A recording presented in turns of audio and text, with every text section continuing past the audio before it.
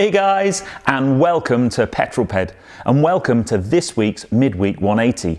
I'm at home again this week. It is a beautiful sunny day outside, but boy is the temperature dropping.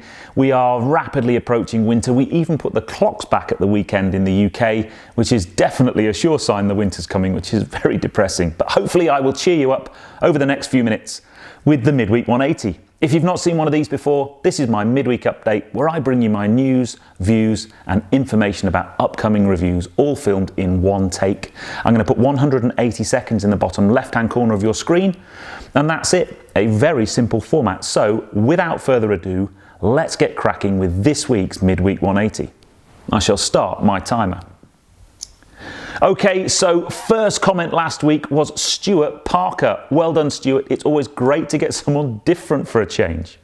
Whoever puts the first comment this week, I will give you a shout out next week. Let the battle royale commence. Where are you and what you're doing? Well, that was someone who normally gets the first comment. That was the Speed Machine 35, who probably didn't get first comment because he was on a ferry going from Malta to Gozo. But wherever you are right now and whatever you're doing, let me know in the comments below and I will give you a shout out next week. Now, last week's question caused a huge amount of comment, which was great. And that was basically what you thought the Top Gear lineup should be. We had something like 73 different suggestions and I thought I would give you the top 5. No great surprise. In number 1, first place was Chris Harris with 21 votes. Second and third had the same number of votes at 12 votes, and that was Henry Catchpole and Harry Metcalf. Number 4 was Tiff Needell with 8 votes, and then number 5 was me with 6 votes. I am humbled and very grateful for you guys thinking I am even able to be mentioned in the same sentence as those people, but I doubt the BBC will be coming knocking on my door anytime soon, lovely as the thought might be. This week's question was from one of you guys, from Paul Lovesey, who I think it ties in really well with what happened at the weekend. Paul wanted to know basically, do you guys think Lewis Hamilton is as good as we think he is? Just how good is he? Clearly he's just become a 5-time world champion, but what's your thoughts? I would love to know. My view, I think he's a brilliant driver. There is no doubt. Absolutely stunning in qualifying and not so shabby on race day. I just think if he was a little bit better outside the car and maybe just managed to manage his monkiness every now and again, I think he would be even better. But there's no doubt he's not a great racing driver. Formula One, obviously, from Mexico at the weekend. Great race. Gutted for Danni Ric on race day. Brilliant drive from Verstappen, but you know, Hamilton did what he needed to do to become a 5-time world champion. So hats off to you, Lewis. Well done, mate. Now, new car news has to be this. The McLaren Speedtail. Boy, do McLaren know how to create a furore on social media. I'd love to know what your thoughts are of that.